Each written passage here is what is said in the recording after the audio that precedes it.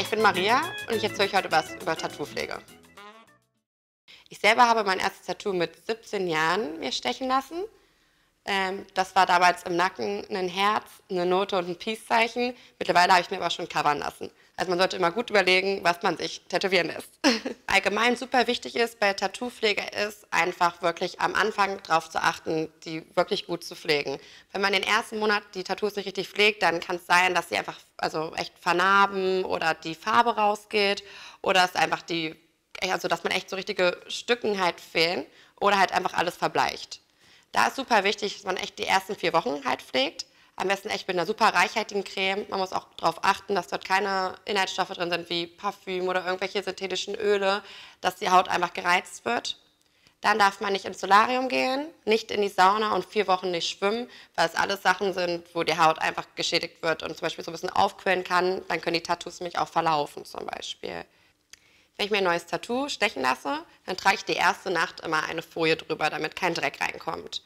Wenn ich dann die Folie abmache, dann merkt man schon, dass die Haut so ein bisschen trockener wird und sich ein bisschen Kruste bildet und es einfach gerade am Anfang ist zu heilen. Wenn das soweit ist, dann benutze ich immer die Egypten Magic Creme, weil die einfach super reichhaltig ist und keine komischen Inhaltsstoffe hat, wie irgendwelche Parfümsachen oder irgendwas, was meine Wunde, dadurch, dass die Haut ja durch das Tätowieren einfach so ein bisschen kaputt geht. Einfach ist es ja wirklich eine Wunde und einfach irgendwas, das halt diese Wunde nicht reizt. Und da ist die Egypten Magic Creme super perfekt, weil es einfach super gute Inhaltsstoffe hat. Diese benutze ich dann 4 Wochen lang, bis mein Tattoo komplett verheilt ist. Und erst dann darf man andere Cremes benutzen oder andere Öle, weil vorher in diesen Ölen und so sind immer irgendwelche Inhaltsstoffe drin, die die ganze Wunde vielleicht nochmal ein bisschen, dass das Tattoo irgendwie ein bisschen aufschwemmt oder irgendwie ist nicht komplett super gut verheilt. Dann habe ich noch was für die kalten Tage, wenn es dann irgendwie anfängt, dass man mal ein bisschen trockene Haut bekommt, dann benutze ich total gerne die Creme 8 Faces. Die ist nämlich auch super reichhaltig und die kann man einfach echt den ganzen Abend einfach mit einschmieren oder einfach auch nur betroffene, trockene Stellen.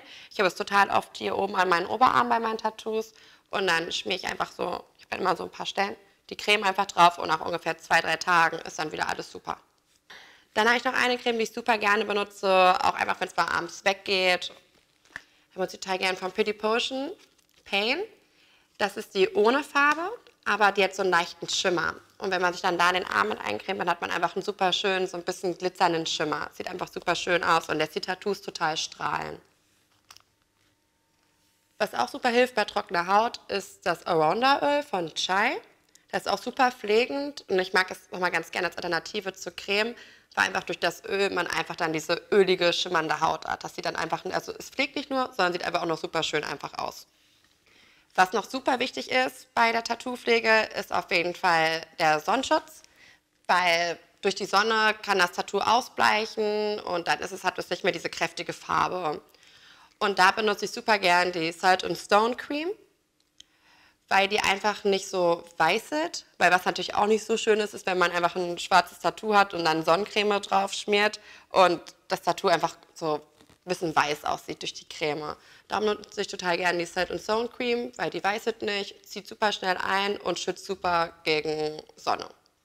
Und die benutze ich auch noch für alle meine Tattoos, fürs Gesicht hier an der Seite, für meine Arme, für alles.